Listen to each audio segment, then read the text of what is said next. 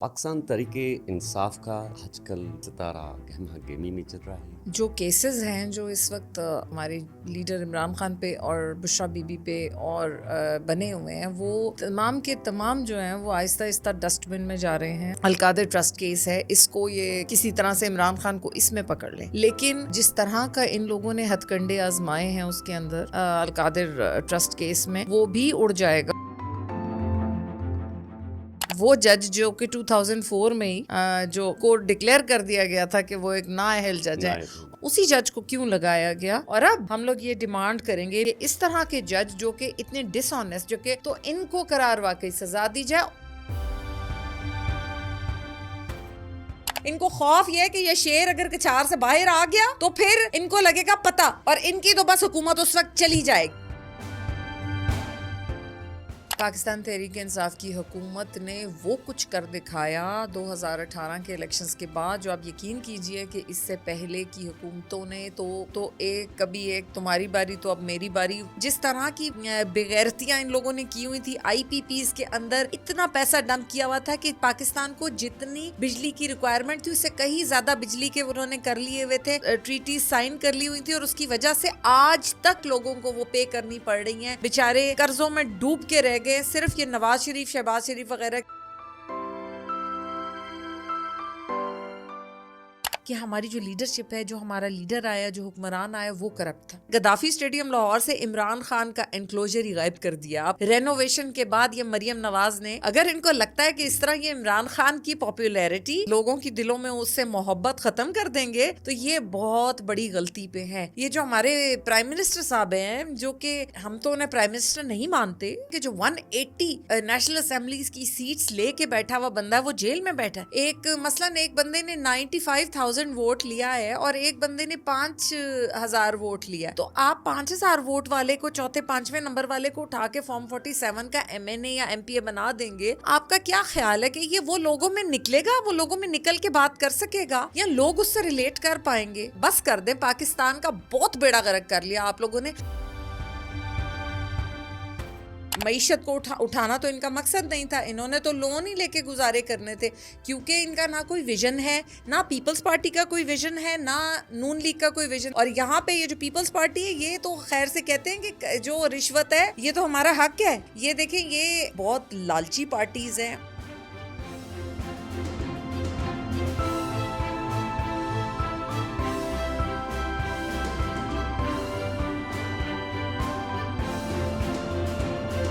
अस्सलाम वालेकुम। आज हमारे पॉडकास्ट में हमारे मेहमान ख़ास हैं वोमेन विंग कराची की पाकिस्तान तहरीक इंसाफ की सदर फ़िज़ा ज़ीशान साहिबा, और वो बहुत बड़ी एक्टिविस्ट हैं। अस्सलाम वालेकुम। वालेकुम सलाम। कैसी हैं आप? अल्हम्दुलिल्लाह, आप बताएं। अल्हम्दुलिल्लाह, मालिक का करम है।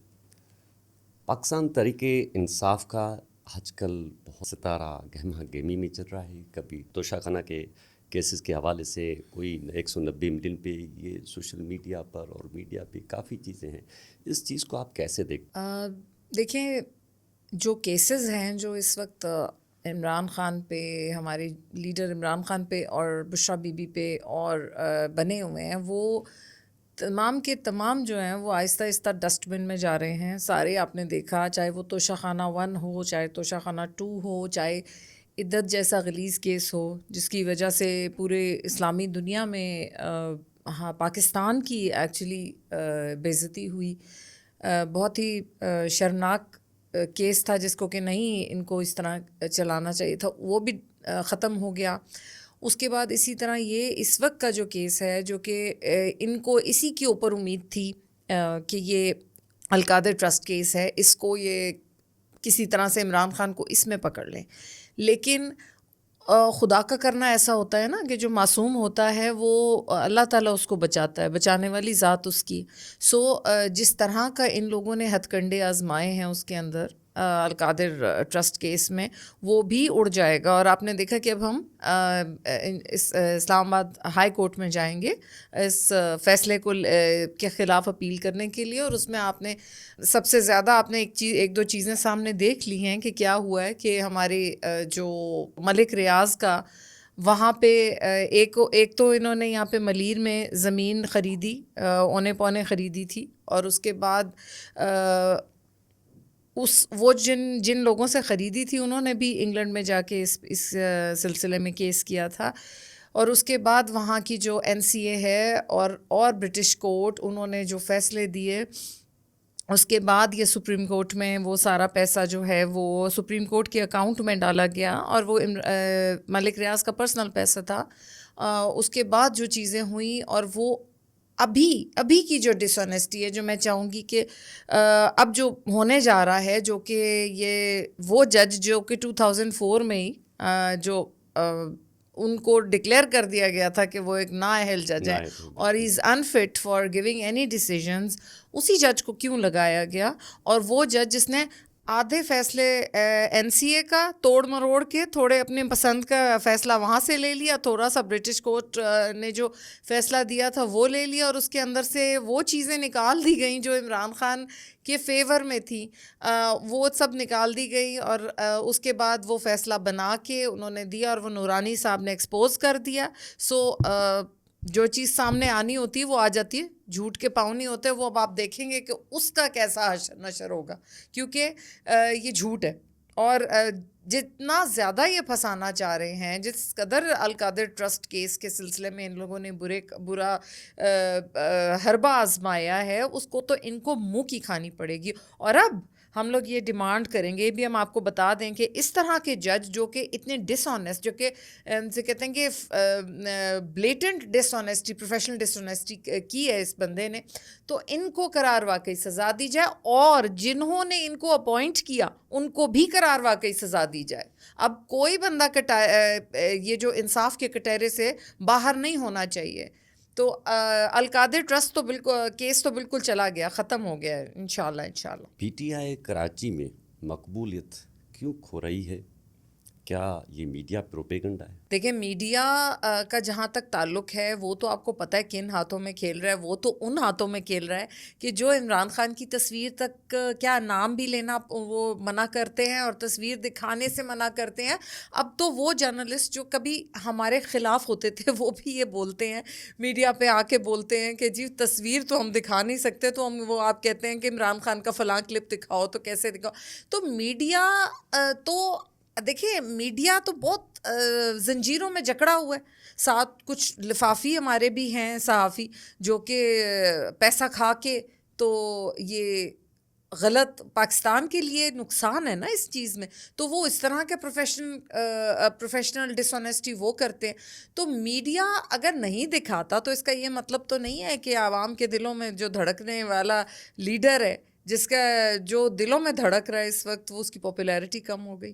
اب کراچی میں سب سے زیادہ، آپ کسی جگہ چلے جائیں، آپ خود اپنا مائک پکڑ کے اسٹریٹ پہ ابھی نکل جائیں، میں آپ کو دعویٰ کرتی ہوں کہ آپ کو PTI کے فیور میں 90% لوگ نظر آئیں گے جو کہیں گے کہ ہاں ہم PTI کے ساتھ ہیں، عمران خان کے ساتھ ہیں۔ اچھا، آپ بتائیں کہ پارٹی میں اندرونی اختلافات کی خبریں سامنے آتی رہتی ہیں، کیا یہ قیادت کی ناکامی کا ثبوت ہے؟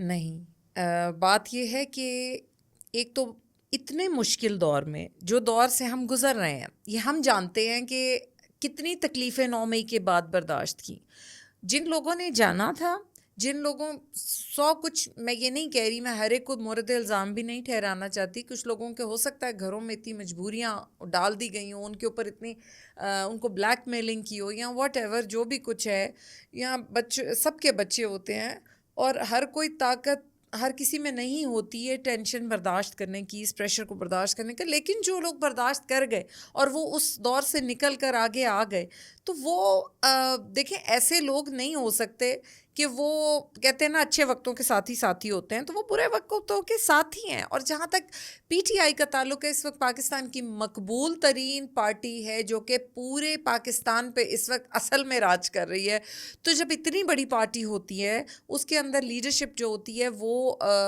زیادہ ہوتی ہے، ظاہر ہے second tier leadership, first tier leadership کی بات کر رہی ہوں، وہ تھوڑی زیادہ ہوتی ہے، جہاں کچھ لوگ زیادہ ہوتے ہیں وہاں پہ آپس میں اختلاف رائے بھی ہوتا ہے، اور اس کے اندر لیکن اس میں ایک بات ہے کہ جو خان صاحب کے اوپر سب کو مکمل اعتماد اور ان کے ساتھ ہر کوئی چاہتا ہے کہ خان صاحب کی اچھی گڈ بکس میں وہ آئے، ہر ہمارا جو مقامی لیڈرز ہیں وہ سب یہی چاہتے ہیں.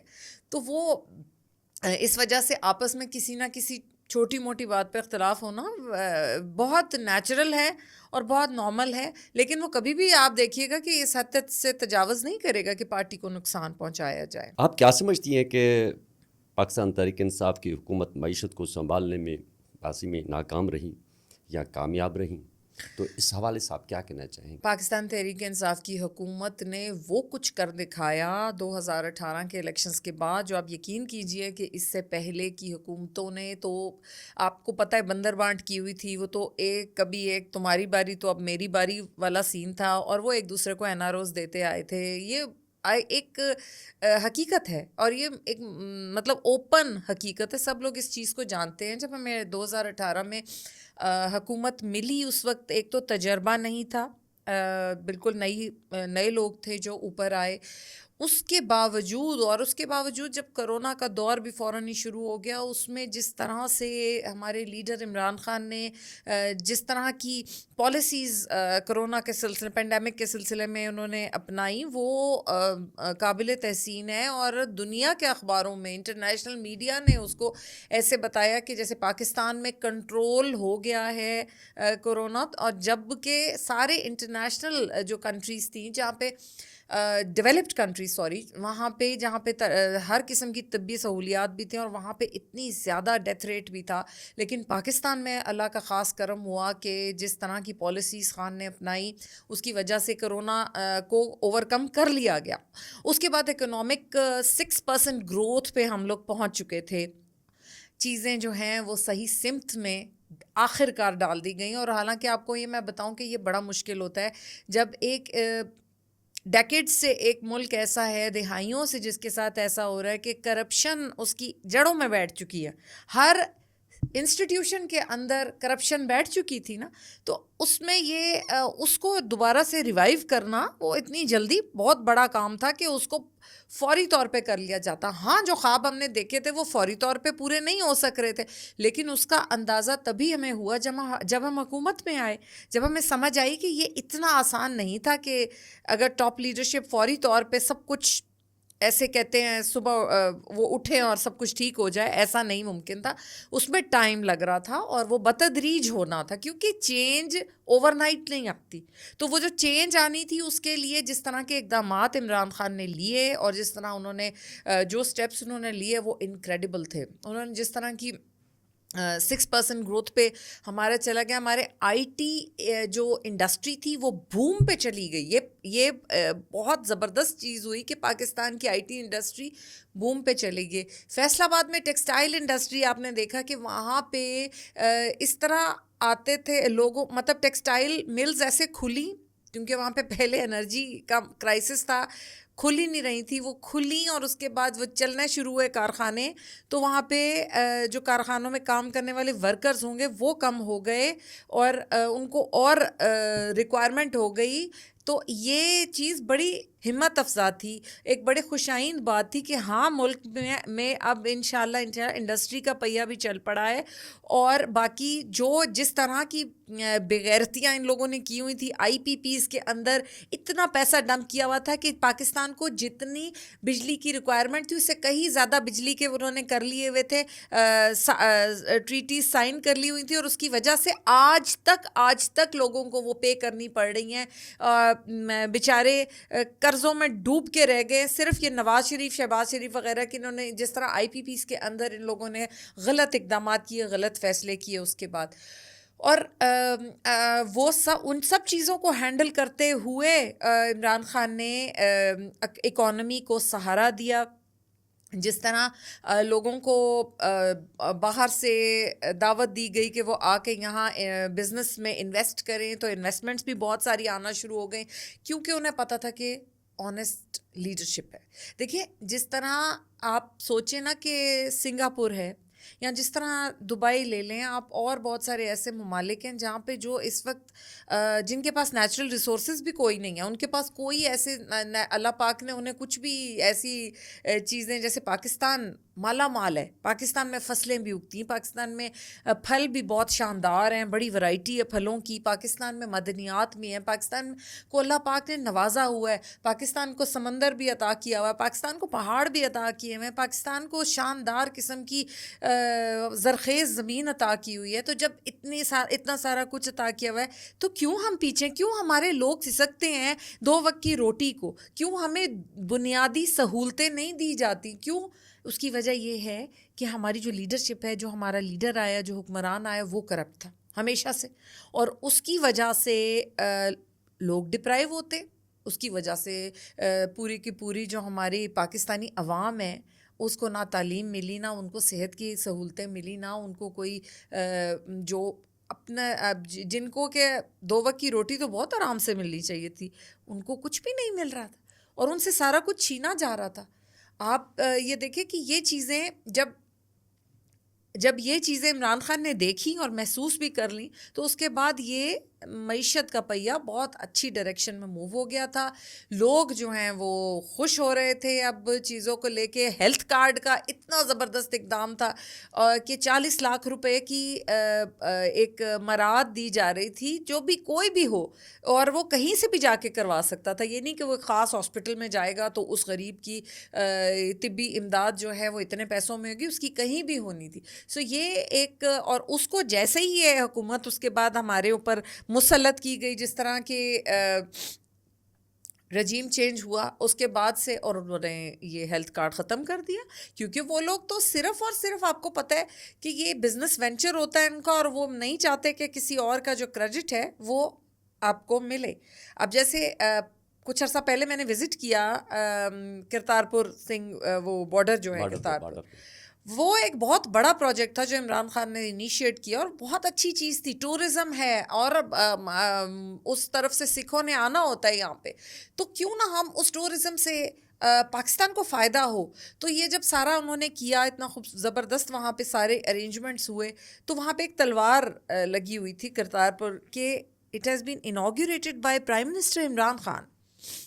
اور ہمیں بڑا ہی افسوس ہوا کہ پتہ چلا کہ اس کو جو تلوار پہ کندہ ہے اس کو مٹانے کی پوری کوشش کی گئی کہ وہ یہاں سے کسی طرح عمران خان کا نام اب مٹا دیا جائے. یہ چھوٹی حرکتیں چھوٹے لوگ ہی کرتے, یہ وہی لوگ کرتے جنہوں نے گدافی اسٹیڈیم لاہور سے عمران خان کا انکلوجر ہی غائب کر دیا. آپ کو پتہ ہے رینوویشن کے بعد یہ مریم نواز نے اور یہ ان لوگوں نے, ان کی گورنمنٹ نے عمران خان انکلوجر غائب کر دیا. اگر ان کو لگتا ہے کہ اس طرح یہ عمران خان کی پاپولیرٹی اس کی لوگوں کی دلوں میں اس سے محبت ختم کر دیں گے تو یہ بہت بڑی غلطی پہ ہے. یہ ہر دفعہ خود ہی ٹھوکر کھاتے ہیں.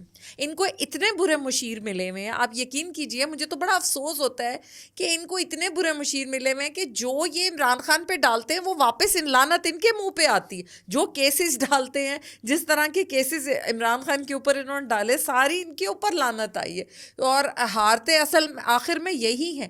تو آخر ان کو لوگ اتنے عجیب مشورے دینے والے ہیں جو یہ اس قسم کے اقدامات کرتے ہیں, تو اس سے انہیں کچھ بھی حاصل نہیں ہوگا بلکہ ان کی عزت ہی خراب ہو گئی ہے. یہ جو ہمارے پرائم منسٹر صاحب ہیں, جو کہ ہم تو انہیں پرائم منسٹر نہیں مانتے, اور جو کچھ ہے وہ فارم 47 کے پرائم منسٹر ہیں, وہ ہائیبرڈ رجیم کے پرائم منسٹر ہیں, جس کے کہ مطلب اس وقت حالات یہ ہیں کہ جو 180 نیشنل اسمبلیز کی سیٹس لے کے بیٹھا ہوا بندہ ہے وہ جیل میں بیٹھا ہے, اور جس کے پاس سب سے کم تھے سیٹیں وہ پرائم منسٹر بنا دیا گیا. تو اس طرح تو نہیں نہ چلتا. ان کو یہ پتہ ہونا چاہیے کہ دیکھیں ریئل ڈیموکریسی کو سمجھیں. اصل ڈیموکریسی جو ہے نا وہی اسی کی وجہ سے خوشحالی آ سکتی ہے, اور پولیٹیکل سٹیبلٹی, لوگوں میں خوشحالی, لوگوں میں امن تبھی آئے گا جب آپ اصل جمہوریت قائم کریں گے. اگر آپ اس طرح کی جمہوریت قائم کریں گے کہ دیکھیں ایک مثلاً ایک بندے نے 95,000 ووٹ لیا ہے اور ایک بندے نے 5,000 ووٹ لیا ہے, تو آپ 5,000 ووٹ والے کو, چوتھے 5ویں نمبر والے کو اٹھا کے فارم 47 کا MNA یا MP بنا دیں گے. آپ کا کیا خیال ہے کہ یہ وہ لوگوں میں نکلے گا, وہ لوگوں میں نکل کے بات کر سکے گا, یا لوگ اس سے ریلیٹ کر پائیں گے؟ سو یہ باتیں سمجھنی چاہیے. یہ بس کر دیں, پاکستان کا بہت بیڑا غرق کر لیا آپ لوگوں نے, اب اس چیز سے نکل آئیں.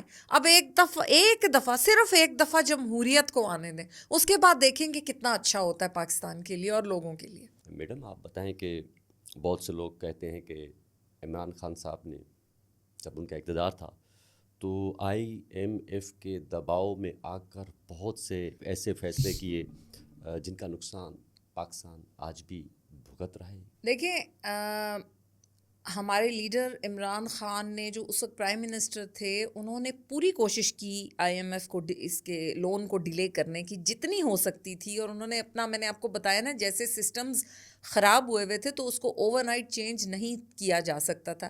لیکن میرا سوال یہ ہے کہ کیا نواز شریف اگر اتنا اچھا پرفارم کر رہے تھے تو کیا نواز شریف نے ان کو کیوں ضروری تھا IMF سے لون لینا؟ انہوں نے کیوں, اگر ان کی پرفارمنس اتنی شاندار تھی تو انہوں نے کیوں IMF سے لون لیا؟ اور جیسے احسن اقبال کی بھی اسٹیٹمنٹ تھی کہ عمران خان نے کی وجہ سے بڑا IMF کے لون لینے کی وجہ سے بڑا ہمارے اوپر مشکلات آ رہی ہیں, تو ہم پوچھیں کہ ان کی اپنی کیا پرفارمنس تھی اس میں. اور یہ جو IMF کے لونز کا سلسلہ ہے یہ تو بہت پہلے سے چلتا آ رہا ہے, تو وہ ایک ان کی حکومت کیا تھی, یہ تو لون لے کے گزارا کرتے اور اس کے بعد اور لون لے لیتے, پھر اس کے بعد اور لون, کیونکہ جو اصل انہوں نے معیشت کو اٹھانا تو ان کا مقصد نہیں تھا, انہوں نے تو لون ہی لے کے گزارے کرنے تھے, کیونکہ ان کا نہ کوئی ویژن ہے, نہ پیپلز پارٹی کا کوئی ویژن ہے, نہ نون لیگ کا کوئی ویژن ہے, بلکہ نون لیگ تو کیا کہیں ان لوگوں کے ضیاء الحق کی گود میں آئی ہوئی ہیں اور ان کو تو پتہ ہے. اور یہاں پہ یہ جو پیپلز پارٹی ہے یہ تو خیر سے کہتے ہیں کہ جو رشوت ہے یہ تو ہمارا حق ہے, آپ نے ان کی لیڈرز سے یہ باتیں سنی ہے. سو جب ان کی اخلاقی گراوٹ اس قدر ہے کہ ان کو پتہ ہی نہیں ہے یا انہیں سینس ہی نہیں ہے اس بات کی کہ آپ حرام کا نوالا اپنے بچوں کو کھلا کے بڑا کریں گے, جو آپ کہہ رہے کہ رشوت ہمارا حق ہے, تو وہ نوجوان نسل کیا بنے گی جو حرام کا نوالا کھلا کے بڑی کریں گے؟ تو وہ تو پاکستان کی تباہی کا موجب ہوگا. IMF کا بالکل مجبوری تھی, کیونکہ ان بٹوین سے جب عمران خان نے حکومت سنبھالی اس وقت چیزیں ان کے ہاتھ میں بہت مشکل سے آ رہی تھی, اتنی مشکل کہ دیکھیں corona was a very major reason جس کی وجہ سے اس وقت بڑے بڑے ملکوں کا دیوالیے نکل گئے تھے, برا حال ہو گیا تھا, اکنامک کرائسس آ گیا تھا پوری دنیا میں. سو اس وقت ان چیزوں کو سنبھالنا اور اس میں اگر IMF کا سلسلہ کرنا بھی پڑا تو اس میں کوئی ایسی بڑی بات نہیں تھی.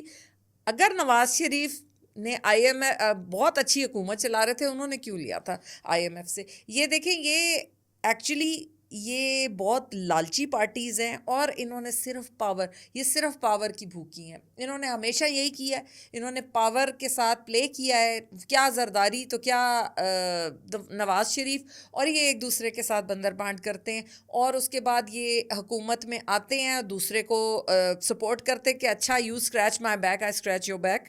یہی ان کا ہوتا ہے نا کہ چلو جو ہم نے غلط کیا چلو تم نے بھی غلط کیا, چلو ہم اس چیز کو دبا دیتے.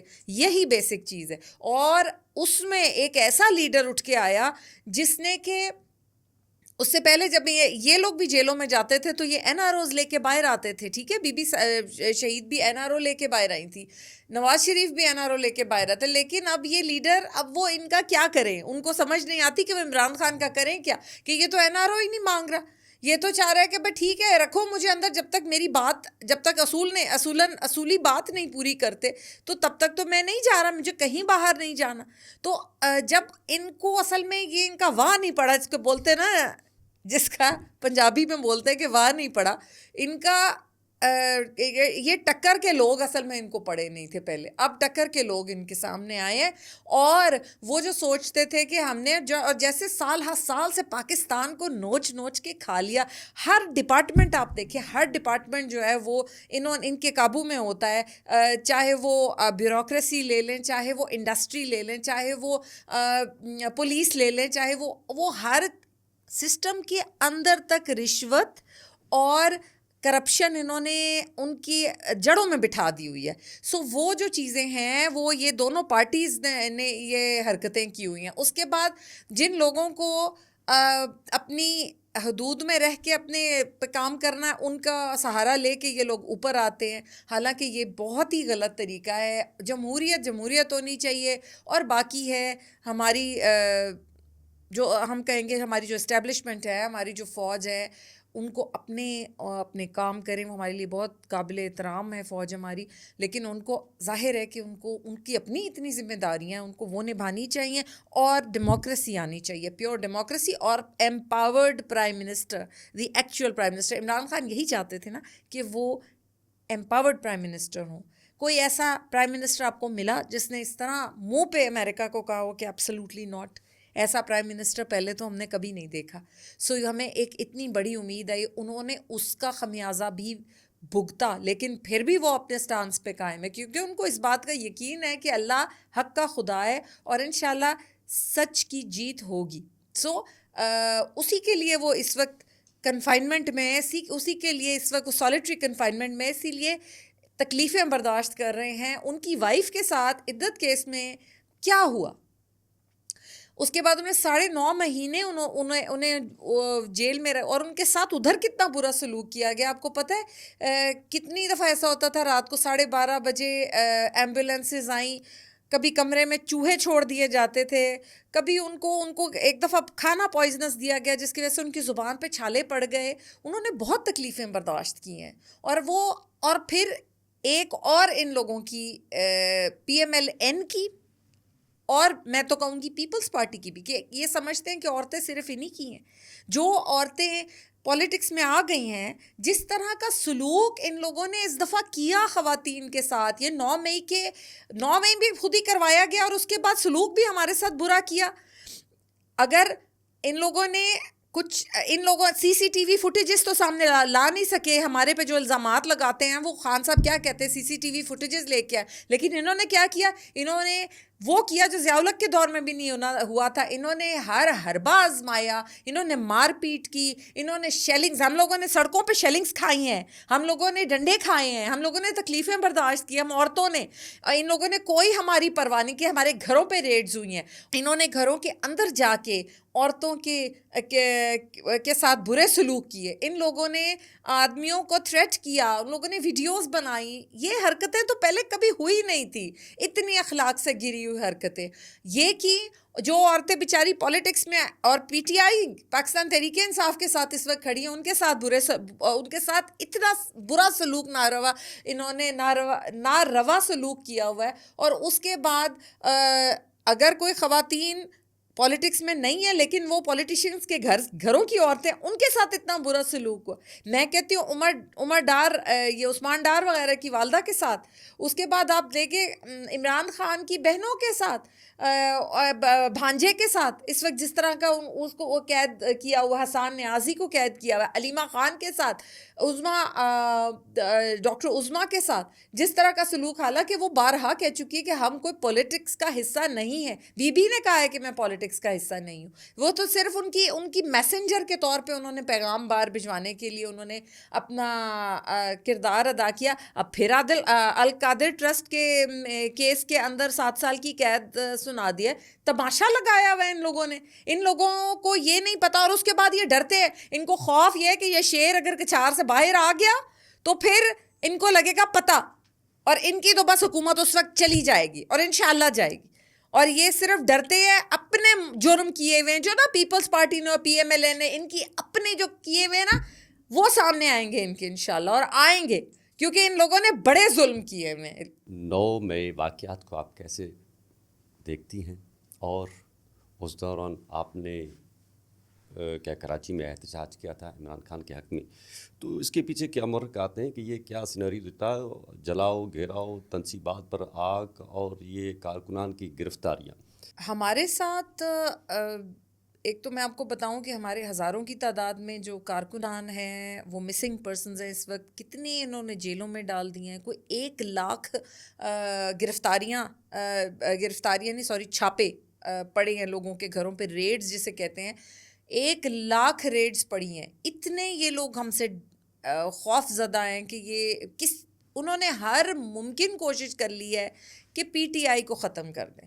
9 مئی کا واقعہ کیا تھا؟ 9 مئی کا واقعہ وہ تھا جس میں ہم ایز اے کارکن ہم لوگ اس وقت روڈز پہ موجود تھے, اور ہم نے دیکھا کہ جیسے کہ ہمارے لیڈر نے بھی ہمیں یہی انسٹرکشنز دی ہوئی تھی, خان صاحب کی یہی تھی کہ آپ نے گملہ بھی نہیں توڑنا. ہمارا تو اس طرح کی کوئی انسٹرکشنز ہی نہیں تھی کہ جا کے کہیں پہ کرنا ہے. اب مزے کی بات تو یہ کہ کیا بھی انہی کے لوگوں نے اور الزام یہ ہمارے اوپر لگاتے, کیونکہ جب جی ایچ کیو میں جا کے یہ ہوا ہے تو وہ اس وقت کی سی سی ٹی وی فوٹیجز کیسے ہو سکتا ہے اس جگہ کی غائب ہو گئی ہوں. سو جو حقیقت ہے نا وہ یہی ہے, ہمارے لوگ نہ تو اس طرح کی چیزوں کے اندر انوالو ہو سکتے ہیں, ہم تو فوج سے بہت محبت کرنے والے لوگ, لیکن اور ہم سوچ بھی نہیں سکتے اور نہ ہمارا لیڈر سوچ سکتا ہے ایسا کچھ کرنے کا. سو دیکھیں پیسفل پروٹیسٹ کہیں جا کے سامنے کھڑے ہو کے کرنا ایک اور بات ہے, لیکن اس کے اوپر اس طرح جس طرح کے الزامات ہمارے اوپر لگے وہ الزامات بالکل جھوٹ ہیں. یہاں کراچی میں بھی شارع فیصل کے اوپر ہم نے سارا دن شیلنگس کھائیں, ہم لوگ کہہ رہے تھے کہ ہم تو پیسفل پروٹیسٹ کر رہے ہیں, نہ ہم نے کسی پودا تک نہیں ہم نے اکھاڑا, تو ہمارے ساتھ یہ شیلنگ کیوں شروع ہو گئی. لیکن اس کے بعد تو وہ سلسلہ شروع تھا اور شیلنگز اور ڈنڈے اور پتھراؤ اور بہت زیادہ تکلیف سارا, اور پھر وہ سلسلہ شروع ہی رہا. وہاں پہ بھی یہی ہو رہا تھا کہ لاہور اور اسلام آباد میں بھی یہی ہو رہا تھا کہ جو ہمارے پیسفل پروٹیسٹرز تھے ان کا بالکل ایسا کوئی ارادہ نہیں تھا, اور ابھی بھی میں اسی بات کو کہوں گی کہ نہ انہوں نے کیا. ہاں اندر انہوں نے اپنی کوئی کالی بھیڑیں چھوڑی ہوں تو ہم اس کا کچھ نہیں کہہ سکتے, لیکن ہمارے لوگ نہیں تھے. کتنے لوگ ایسے ہم نے بھی آئیڈینٹیفائی کیے جو ہمارے تھے ہی نہیں اس کے اندر. تو ہم نہیں جانتے جو بھی ہوا. اور اس کے بعد آپ کو میں بتاؤں کہ جس طرح کی تکلیفیں 10 مئی کو ہم نے پھر پروٹیسٹ کے لیے نکلے, ہم یہاں ملینیم کے اوپر گاڑی میں سے جس طرح پولیس, ابھی ہم نے پروٹیسٹ شروع بھی نہیں کیا تھا, گاڑی میں سے پولیس نے آ کے جیسے نکالنا شروع کیا, بازو کھینچ رہے تھے میرا, جیسے مجھے باہر نکال رہے تھے. اور اس میں میری وہ خواتین تھیں, لیڈی پولیس تھی, آدمی بھی تھا ایک, اور پھر جس طرح کہ میں بچی ہوں وہ میرا اللہ ہی جانتا ہے جس طرح میں ادھر سے بچی ہوں. لیکن یہ کہ عورتوں کو پکڑ کے لے کے جا رہے تھے, عورتوں کو جا کے انہوں نے گرفتار کیا. اس دن بھی بہت ساری عورتوں کو گرفتار کیا گیا, یہاں سے ان کو مارا گیا, ان کو ڈنڈے مارے گئے, ان کو گرفتار کیا گیا, اور بلا وجہ صرف اس لیے کہ وہ لے کے ایک پروٹیسٹ کا کھڑی تھی کہ ہم عمران خان کے ساتھ ہیں اور ہم عمران خان کا ساتھ نہیں چھوڑ سکتے. یہ ہمارا گناہ ہے اور اسی گناہ کی ہمیں سزا دی گئی.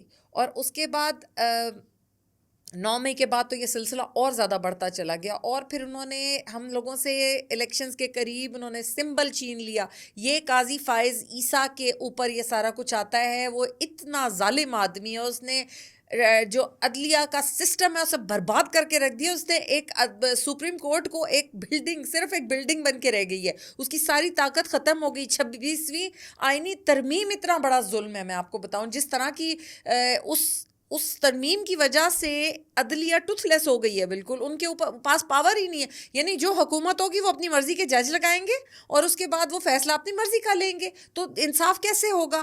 تو یہ سارا کچھ اس کے بعد ہوا, پھر بھی تحریک انصاف قائم رہی, پھر بھی تحریک انصاف کو عوام کو میں خراج تحسین پیش کرتی ہوں. پاکستان کی عوام اس قدر ویل اویئر ہو چکی ہے, انہوں نے اتنا ووٹ دیا نکل کے, لیکن وہ جس طریقے سے آدھی رات کو ایک دم سے انہیں احساس ہوا کہ یہ تو 2/3 سے بھی زیادہ میجورٹی لے رہی ہے پی ٹی آئی, اور اس کے بعد آپ کو پتہ ہے کہ سسٹم 2-3 گھنٹے کے لیے رزلٹس آنا بند ہو گئے, اور اس کے بعد فارم 47 کی گورنمنٹ شروع ہو گئی لگنا, اس کے بعد فارم 47 کے, اور اس کے بعد کتنی دفعہ آپ نے دیکھا کہ کتنے لوگوں نے آ کے گواہیاں دی ہیں اس بات کی. اور یہ حقیقت ہے کہ پاکستان کی عوام نے ایسا کیا کہ یہ لوگ حیران رہ گئے کہ اچھا یہ بھی ہو سکتا ہے کہ اتنی محبت اس لیڈر کے ساتھ کہ ہاں جتنی مرضی فسطائیت کر لیں ہم اس کے ساتھ کھڑے ہیں.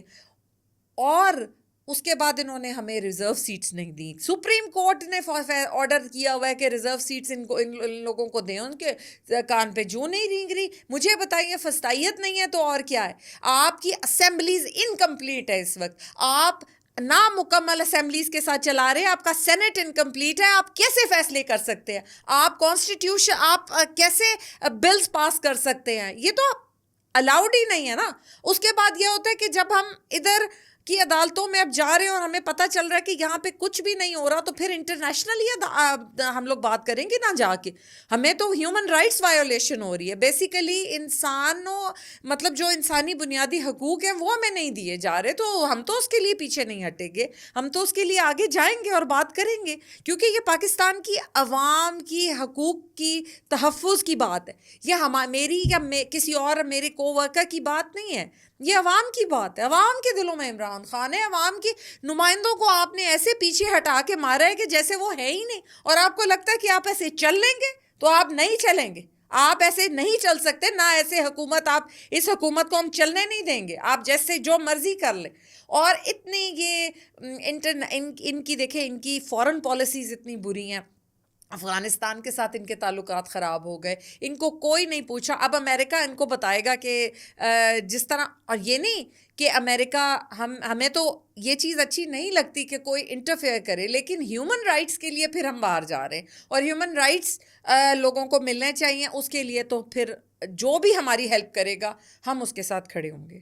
اگر آپ کو پاکستان پیپلز پارٹی یا کسی سیاسی جماعت سے آفر آ جائے تو کیا آپ پاکستان تحریک انصاف چھوڑ دیں گے؟ دیکھیے, ہم نظریاتی سیاست کرتے ہیں, اور ہم سیاست کو عبادت کے طور پہ کرتے ہیں, اور اس کا مقصد یہی ہے کہ ہم نے لوگوں کو سرو کرنا ہے.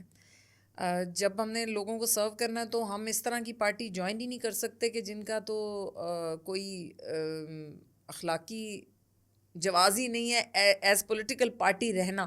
سو کبھی بھی نہیں, انشاءاللہ کبھی بھی نہیں. صرف تحریک انصاف اگر وہ نہیں تو پھر گھر بیٹھ جاؤں گی. اب قیادت کیونکہ اندر ہے, سلاخوں کے پیچھے ہے, کافی سارے مقدمات کو فیس کر رہے ہیں, تو آپ قیادت اور یہ پاکستان تحریک انصاف کے اوپر اس کو چلائے گا کون, اور یہ سلسلہ کیسے چلے گا؟ کیونکہ دراڑیں پڑنا دیکھیں, جیسے ابھی چل رہا ہے, ہم تو وہی بات ہے نا کہ ہمارے لیڈر سے تو بات کر کے ہی آگے جو کمیٹی ہے ہماری وہ چلتی ہے, اور ٹھیک طریقے سے چل رہی ہے, سارا کچھ ٹھیک طریقے سے ہو رہا ہے. آگے پروسیجرز جو ہماری پارٹی, جو ان کا حکم ہوتا ہے اس کے مطابق بالکل چلتے ہیں, اور اس سے منحرف ہونے کا تو ہم سوچ بھی نہیں سکتے, نہ ہماری لیڈرشپ میں کوئی بھی ایسا کر سکتا ہے. بطور صدر وومن ونگ پاکستان تحریک انصاف کراچی, آپ کیا سمجھتے ہیں کہ پارٹی کے اندر کیا چیلنجز ہوں اور کتنی جو ہے کیا چیزیں جو ہے بہتر کرنی چاہیے؟ ان حوالے سے تھوڑا سا آپ بتائیں. دیکھیں, ہمارا تو بہت ماشاءاللہ شاندار کام ہے وومن ونگ کا, اور ہماری جو سینٹر کی پریزیڈنٹ ہیں کمل شوزیب صاحبہ ہیں ہماری وومن ونگ کی, اور وہ بھی کیسز اپنے, ان کے اوپر بھی کیسز بہت سارے ہیں. ہمارا ویژن دیکھیں, ایز اے وومن ونگ ہم لوگ پی ٹی آئی کا جو مینیفیسٹو ہے اس کو بھی فالو کرتے ہیں, اور اس کے اندر وومن امپاورمنٹ جو ہے وہ ایک بہت امپورٹنٹ چیز ہے, اس کو ہم لے کے چلتے ہیں. اور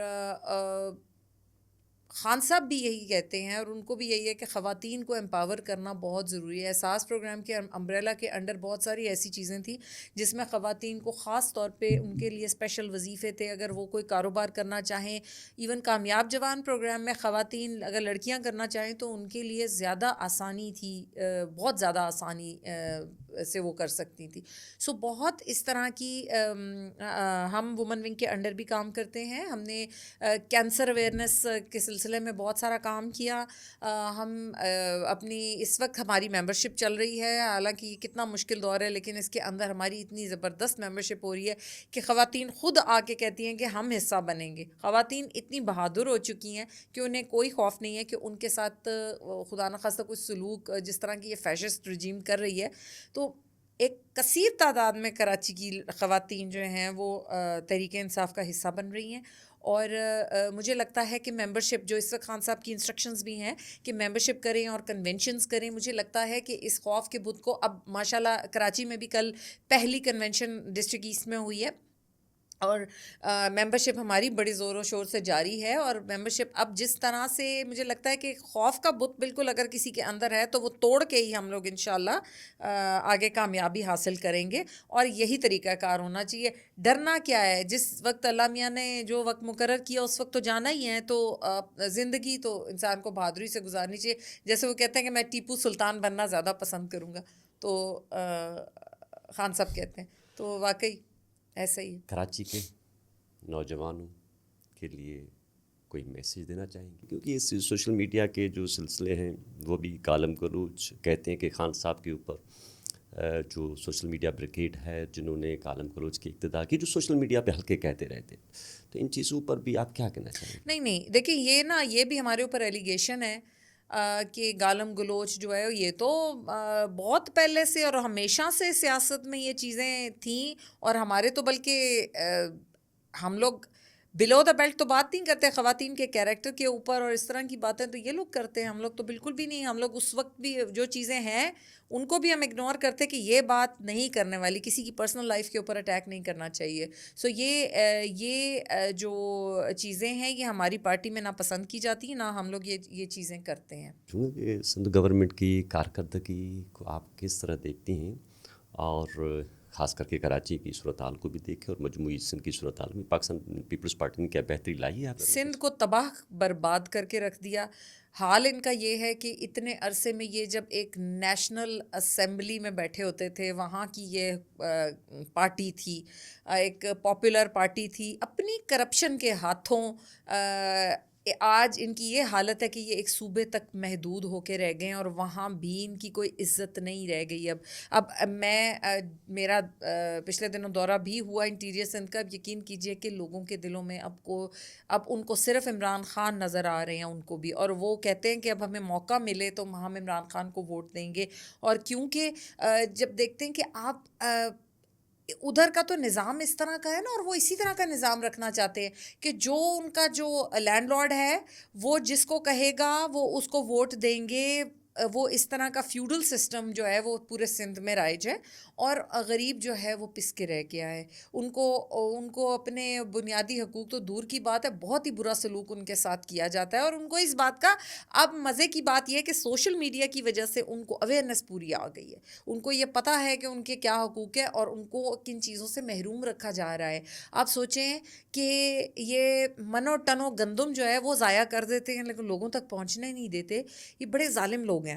سو جو ان کی شوگر ملز ہیں وہ چلتی رہیں، اور چاہے گنے کے کھیت جنہوں نے اگائے ہیں ان کو ان کی پوری قیمت کیا آدھی قیمت بھی نہیں دی جاتی. سو جس طرح کا سلوک یہ لوگ کرتے ہیں، اپنے مزارے نہ سمجھے. سندھ کے لوگ مزارے تو نہیں ہیں نا سارے. بس کریں نا زرداری صاحب، اب سندھ کو جینے دیں، سندھیوں کو جینے دیں. وہ بیچارے پاکستانی ہمارے بھائی بہن ہیں، اور ان کو کیوں اتنے برے حالات میں رکھا جا رہا ہے. اور آپ کبھی ہم دیکھتے ہیں تو وہاں پہ کوئی بیماریاں پھیلتی ہیں تو وہ ایسے پھیلتی ہیں، کتے کے کاٹنے کی دوائیاں نہیں ہوتی ان کے پاس. کبھی وہاں پہ ہیپیٹائٹس پھیلتا ہے، ایڈز پھیلتا ہے، جو کہ کہیں اب پاکستان میں نہیں سنائی دیتا. انٹیریئر سندھ میں ایڈز بھی پھیلتا ہے. اور ان کی باتیں سنو تو یہ کہتے ہیں کہ انہوں نے کام ہی بڑے کیے ہیں سندھ کے لیے. آپ یہ دیکھیں کہ ان کے باہر کے ٹورز اتنے مہنگے ہوتے ہیں. یہ جو اس غریب سندھی عوام کے سے ان کے ٹیکسز کے اوپر یہ پل کے یہ باہر جاتے ہیں، یاشیاں کرتے ہیں، اپنے ٹرپس لگاتے ہیں فوراً کے اور واپس آتے ہیں، اور انہوں نے کوئی بنیادی سہولت فراہم نہیں کی ہوئی. نہ پینے کا صاف پانی ہے، نہ ایجوکیشن ہے. اچھا، حالات اتنے برے ہیں کہ چیٹنگ اتنی زیادہ ہوتی ہے. آپ کے گورنمنٹ کے سکولز کو آپ دیکھ لیں، آدھے سے زیادہ سکولز آپ کے ان کے اندر انہوں نے بھینسیں باندھی ہوئی ہوتی ہیں، گھوڑے باندھے ہوئے ہوتے ہیں، اور کسی اور چیز کے لیے کام، کیونکہ وہ تعلیم اصل میں وہ دینا نہیں چاہتے. وہ چاہتے ہیں کہ سندھی جو بچے ہیں وہ اسی طرح کی ایک اور پود بن جائے جیسے کہ اتنے دہائیوں میں وہ تھے. ابھی بھی وہ یہی چاہتے ہیں کہ سندھ اسی طرح ان کی غلامی کرتا رہے. لیکن سندھ باہر آئے گا، انشاءاللہ آئے گا اس میں سے، اور نکلے گا اور پراسپر کرے گا. کیونکہ سندھ وہ واحد جگہ جہاں سے میں کہتی ہوں اسلام پورے برے صغیر میں پھیلا تھا، اور پاکستان کا جو کانسیپٹ ہے وہ بھی پہلے سندھ میں آیا تھا. سو سندھی ایک اس طرح کا ذہن ہوتا ہے کہ وہ بڑے پروگریسو لوگ ہوتے، صرف آپ نے انہیں دبا دیا، ان کو تعلیم نہ دے کے جان بوجھ کے، اور آپ چاہتے ہیں کہ وہ اپنی حقوق بھول جائیں. تو ایسا اب ہوئے گا نہیں. عمران خان یہ ہونے نہیں دے گا. 24 نومبر کے حوالے سے آپ ہمیں تھوڑا سا بتائیں کہ اس میں کیا صورتحال ہوئی، اور جس میں جہاں تک سوشل میڈیا پہ آپ کے اوپر خبریں چل رہی تھی کہ بڑا حملے ہوئے، مطلب کہ کیا کہتے ہیں گرفتاریاں ہوئی، اس صورتحال کو تھوڑا سا سمجھائیں، کیا صورتحال تھی وہ؟ 24 نومبر کا جو سارا سانحہ ہے میں سمجھتی ہوں اس میں انہوں نے ہمیں ایسے کر دیا جیسے سیسا پلائی ہوئی دیوار بنا دیا. ہمیں اتنی تکلیفیں دی ہیں، اتنی صعوبتیں کاٹی ہیں ہم نے کہ ہم آپ کو بیان نہیں کر سکتے. ہم یہاں سے سندھ سے ایک بہت بڑا قافلہ لے کے گئے تھے، اس میں خواتین بھی تھیں، اس میں مرد بھی تھے، اور ہم لوگ سب وہاں ایک تو راستے میں جگہ جگہ پہ ہمیں روکا گیا، شیلنگز ہوئی ہیں انٹیریئر سندھ میں. اس کے بعد جب ہم پنجاب سندھ بارڈر پہ ہمیں کتنی دیر تک ہمیں روکا گیا کہ ہم ادھر سے پنجاب میں انٹر نہیں ہو سکتے. ہم لوگ اپنی بسز سے اتر کے پیدل چلنے لگے, انہوں نے ہمیں پھر بھی جانے نہیں دے رہے تھے ہمیں. ہم جس طریقے سے وہاں سے نکلے اور ہمیں بار بار ایسے پوچھ رہے تھے جیسے ہم کو پاکستان کا, ہم لوگ کہیں اور سے آئے ہوئے لوگ ہیں, کیونکہ انہیں یہ پتہ تھا کہ یہ قافلے کے لوگ ہیں, یہ اسلام آباد پہنچنا چاہتے ہیں. انہوں نے ہر کوشش کر لی. آپ یقین کیجئے ہمیں خیرپور میں بھی ہمیں کنٹینرز سے رات کو 3 بجے تک ہماری بس وہاں پہ رکی رہی. ہم لوگ نیچے اترے, پھر میں نے جا کے پولیس سے میں نے بات کی جا کے کہ خدا کے لیے ہمیں یہاں سے جانے دیں, ہماری عورتیں تکلیف میں ہیں. اتنا ان لوگوں نے فسادیت کریٹ کی ہوئی تھی. ادھر سے جب ہم پنجاب انٹر ہوئے ہیں تو ہماری ادھر سے صادق آباد سے آگے ہم گئے ہیں, وہاں لاہور تک پہنچے. اس کے بعد لاہور سے آگے جانا تو بالکل ہی امپاسبل تھا, پورا لاہور پیک کیا ہوا تھا کنٹینر سے, ایک اوپر 2 3 کنٹینرز رکھے ہوئے تھے انہوں نے. اور اس کے بعد ہم جب نکلے تو ہم پھر پگڈنڈیوں سے گاؤں کے تھرو ہم لوگ خواتین پھر قافلے سے الگ ہو گئی. ہم لوگ نکلے اور ہم نے جا کے جب دیکھا تو جب ہم ادھر پہنچے ڈی چوک پہ تو اس وقت فائرنگ ہو رہی تھی, اور اتنی شدید فائرنگ ہو رہی تھی لوگ. اور آپ یقین کیجئے اگلے دن جب ہم پہنچے جا کے پمز اور جا کے دیکھا پولی کلینک میں, تو وہ غریب لڑکے 20 سے 25 سال تک کی عمر کے, کوئی ٹھیلا لگانے والا, کوئی خان کی محبت میں پاکستان کی محبت میں آنے والا موٹر مکینک تھا, کوئی کچھ تھا, کوئی دکاندار تھا, کوئی چھوٹی عمر کے لڑکے تھے. ان میں سے کئی شہید ہو چکے تھے اور کئیوں کے یہاں پیچھے سے ہم نے کہا کہ آپ کو گولیاں آپ کو پتہ تھا پیچھے سے سنائپرز نے گولیاں ماری؟ ان کا نہیں, ہمیں تو یقین تھا کہ ہمیں گولیاں تھوڑی ماریں گے, ہمارے اپنے ہیں. انہیں تو یقین ہی نہیں تھا کہ انہیں گولیاں لگیں گی. لیکن انہوں نے کہا, ان میں سے ایک نے کہا کہ ہاں خان صاحب تو اس عمر میں بھی ٹانگ پہ گولی کھائی تھی, ہم تو ابھی جوان ہیں, ہم تو خان صاحب کے آگے ابھی بھی سیسا پلائی ہوئی دیوار کی طرح کھڑے رہیں گے. یہ وہ نوجوان ہیں, آپ ان کے جذبے کو کیسے آپ اوائڈ کر سکتے ہیں؟ ہم نے خود جا کے دیکھا کس طرح سے وہ بیچارے پڑے ہوئے تھے, اور ان کو, اور پھر اس کے علاوہ مسنگ پرسنز اتنے زیادہ ہیں. اور یہ اگلے دن سٹیٹمنٹ دے رہے تھے, اسے شرم نہیں آتی ہے؟ عطا تارڑ کو آ کے کہہ رہا تھا کہ کون سی گولی چلی ہے یہاں پہ. یار خدا کو جان تو تم نے بھی دینی ہے نا, کچھ شرم کر لو. اپنی یہ جو داڑھی رکھی ہوئی ہے بغیر مونچھوں کے, یہ تم اگر کہتے ہو کہ یہ تم نے بڑی کوئی سنت پوری کی ہے, خدا کا خوف کرو, کوئی جھوٹ تو مت بولو. نبی پاک کو صلی اللہ علیہ وسلم کو سب سے بری یہ بات لگتی تھی کہ کوئی جھوٹ بولے, اور آپ جھوٹ بول رہے ہیں, لوگوں کی جانیں آپ لوگوں نے لی ہیں اور اس کے بعد آپ جھوٹ بول رہے ہیں. شرم سے ڈوب مرے.